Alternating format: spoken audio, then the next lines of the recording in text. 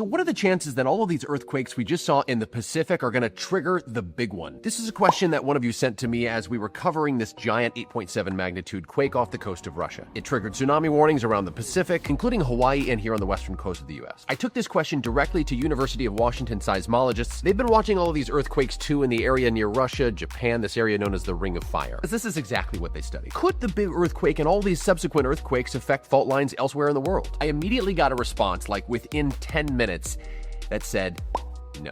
Whew. This is especially important to us here in Seattle because off our coast in the Pacific is the Cascadia subduction zone. It's one of the biggest fault lines in the world. If it slips, it's a 9.0 earthquake for 5 minutes. Not a good day. Think of it, it makes sense. If you do have an earthquake here, it will likely affect areas around that same fault line. Now, it is true that that process known as dynamic stress transfer can create smaller aftershocks. But the idea that an earthquake can change the fault lines some thousands of miles away on the other side of the Pacific, not as likely. The same UW scientist that I spoke with reminded us that in 2011, Japan had a massive earthquake, much larger than the one we just saw in Russia. And it literally had no impact on us here on the West Coast, some 3,000 miles away. All of this is a reminder we live in earthquake country here on the West Coast, and you should always be ready to drop, cover, and hold on if you feel shaking.